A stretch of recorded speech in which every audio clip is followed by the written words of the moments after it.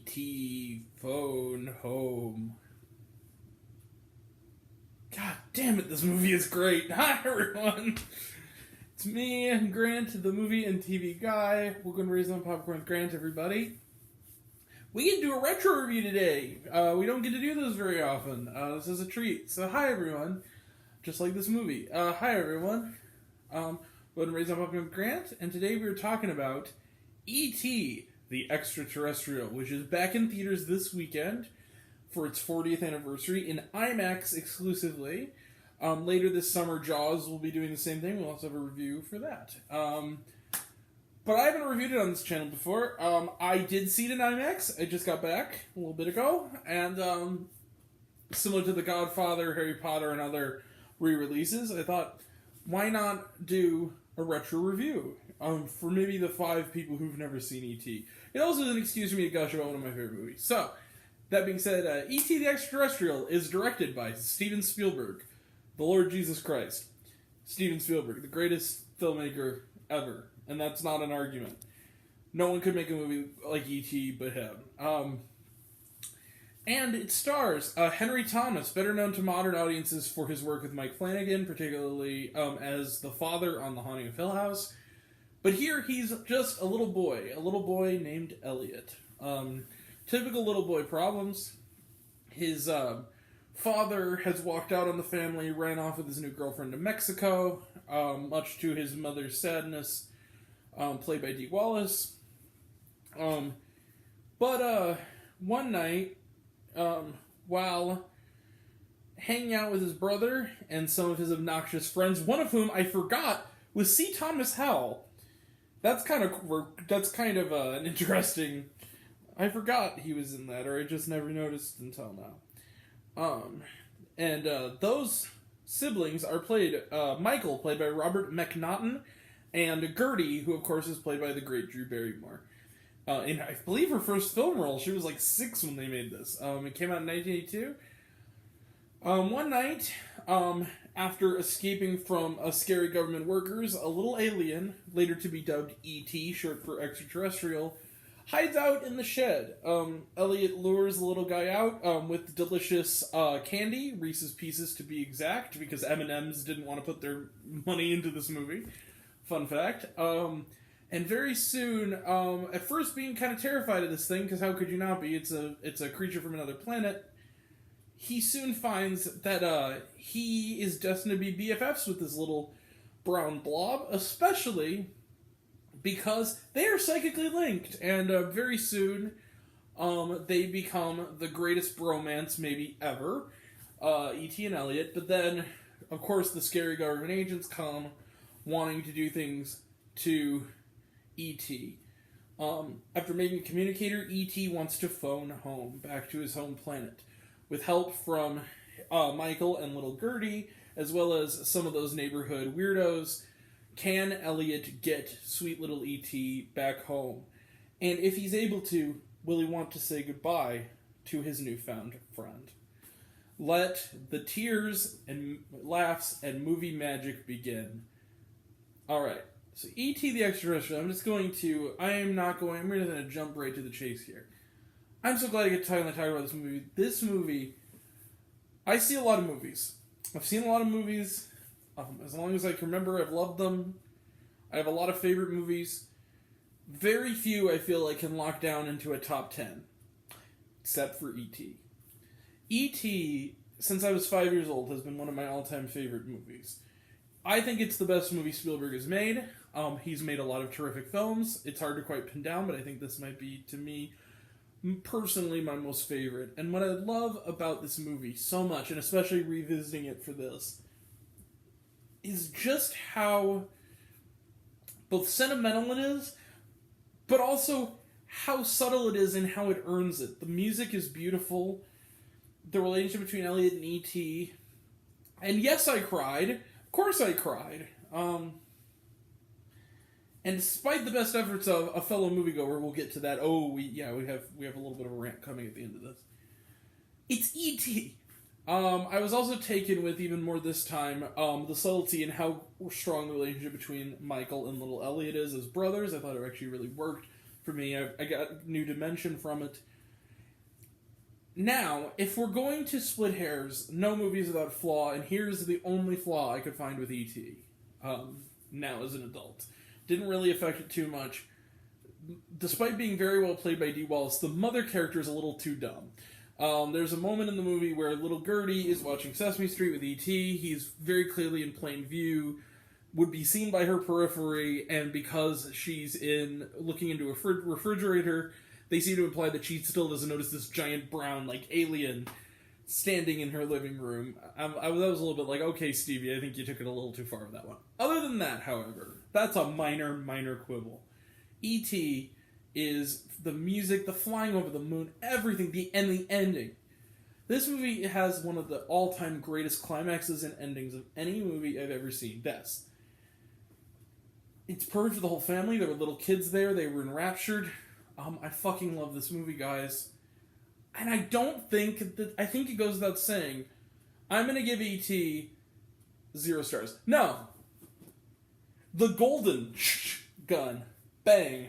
Also, guns, not walkie-talkies. Thanks for not doing the altered version for this. Doing the original cut. Bang. 5 out of 5 stars for E.T. the Extra-Terrestrial. I think 5 stars plus. I think it goes without saying.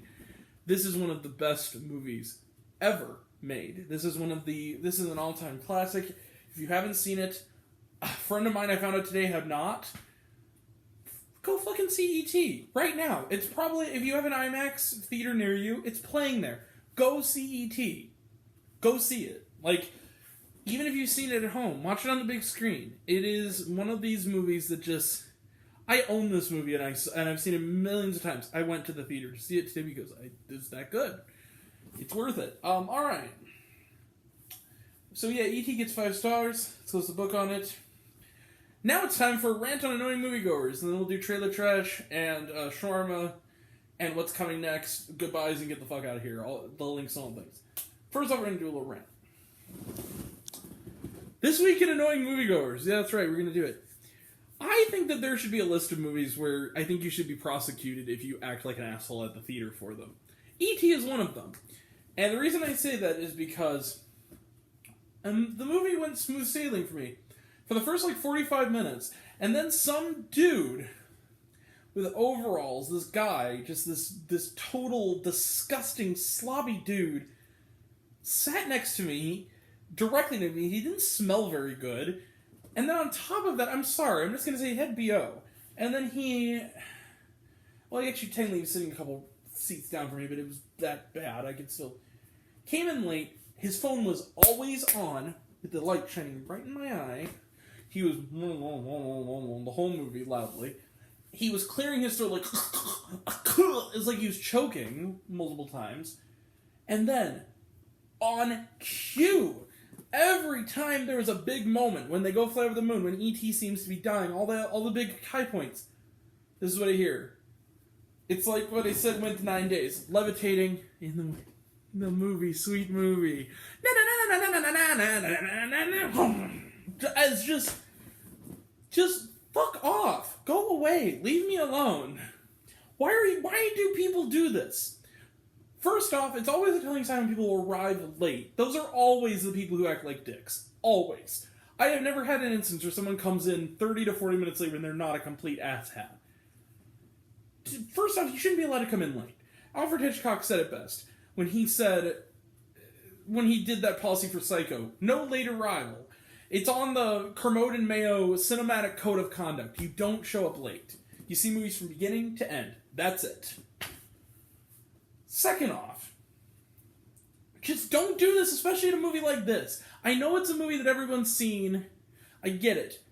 But there were 6 and 7-year-olds who probably have not seen the movie that are in my screening who were trying to get into it. And this guy, nobody likes people like this. Just stop going to the movie theater. Just stop it. Unless you're going to behave yourself. I'm sick of this. This has been going on all the time since the pandemic started to die down. And I'm fucking sick of it. Just stop. I'm tired of having to do this every other week, it feels like. Just stop being an ass. We're trying to watch a movie. We paid IMAX prices to watch a movie. So did you. You're wasting your time, your money, and you're also making the experience of this wonderful movie terrible for everyone else. Stop it. Just... No soup for you. Go to bed without supper. bad dude in overalls who ruined my experience. Just respectfully and with love, go fuck yourself. Sorry, I just had to say that. I'm so mad. That really makes me angry. Why would you do that? Sorry, I'm getting a little whiny. I apologize. It really grinds my gears. Anyway, that being said, moving on. I've said my piece on that note for today. All right. Trade the trash. Speaking of things that take you out of the experience of seeing a movie, and also seeing any movie in IMAX, this movie is called Running the Bases. It's this really, really shoddy-looking PureFlix movie. PureFlix. It doesn't even look like it's PureFlix level quality. I mean, not PureFlix. Any of their movies are good, but like, where the only actor I recognize for the wrong reason. The wife in this is the wife of the awful, annoying guy, the really annoying one from Family Camp, and I'm just like, oh yeah, I'm definitely. If this plays in Arizona, I have to see this because of my policy of seeing every wide release movie that comes here. But man, this looks like this belongs on CBN and nothing else. This should not be in movie theaters. Even the trailer was edited badly. It looked like a made-for cable movie. It looked terrible. Strange World, talked about it, looks good. Getting kind of sick of the trailer. Lyle Crocodile looks good, same. Gigi and Nate, this looks kind of cute. Good cast. It's, I guess a true story. This guy who was, this young man who was paralyzed, and his support animal was like a little capuchin monkey named Gigi. Looks kind of cute. Has a good cast. The kid in it, who's like the kid in the wheelchair, the one who becomes disabled, is the dude from Red Band Society, like the main kid, and then not the one from Lock and Key, the other one, not American Vandal guy, and then Josephine Langford's in it, and like Marcia Gay Harden's the mom, and I'm like, no, it's a good cast. I might check that one out. It looks like a good family movie, a good like uplifting. Hopefully it is, and the filmmaking doesn't look bad either. Also, his love interest is the girl from Boo Bitch and this season on Only Murders. She's the one who plays Steve Martin's kind of sort of former stepdaughter. She's in this too. Good cast. I like it. Also, if you have not seen Only Murders in the Building, this season's better than ever. Watch fucking Only Murders in the Building. It's phenomenal. Especially if you're a fan of like old school comedians like Martin and Short, because they're both in it. Great. And Selena Gomez. It's great. Alright, Gigi and Nate, like I said. Ticket to Paradise. We've talked about it, looks good. Puss in Boots: The Last Wish, talked about it, looks good. Avatar: The Way of Water. Damn it, stop showing this trailer. It comes out at Christmas. And was there shawarma? No, there was not. But man, that score really is beautiful. Alright, and that wasn't like a bonus feature either. Just like the movie straight on, which is fine with me. Alright, we will be back tomorrow for a review of Fall. Now, you're probably wondering, where's the other review tonight, Grant? Well, here's what happened. I was supposed to see Summering and Mac and Rita this weekend. They canceled the screenings at the last minute. I guess our theater made an error in scheduling them. They didn't come. Also, Bodies didn't come to our theater because, of course, it didn't. So we're not seeing any of those. But tomorrow we are going to go see Fall. And then Saturday we should have... Saturday, maybe Sunday for one of them, we will have reviews of Secret Headquarters and Day Shift. And more to come, including Dragon Ball Superhero, Beast, and Orphan First Kill. That'll all be next time. And until next time, I'm Grant, the movie and TV guy. I see it all. Happy to share it with you. I love you all. I appreciate you all. I'm going to run out of time. Love you all. I appreciate you all. I love Custom Missile 3000. Like, subscribe. Check me out on Facebook. Check me out on Letterboxd. Check me out. Check out my podcast on Swipe and Anchor. Some of you already have, but even if you haven't, take care of yourself. Take care of your mental health. That's incredibly important. I want to know down below. What did you think of E.T. the Extra-Terrestrial? Of course, it's great. Comment below. Let me know. Think my opinion's good. Think I'm full of shit. Comment below. Let me know. And until we meet again, we're always on Popcorn Big Mouth. Extra better. Catch you guys next time. Sorry if I'm going through this mess. Really, I love you all. I appreciate you all. And thank you for the wonderful comments. And keep commenting. It actually helps out my videos. So thank you guys who are commenting. Love you all. Take care. Even if you tell me I'm a piece of shit, just comment. Bye.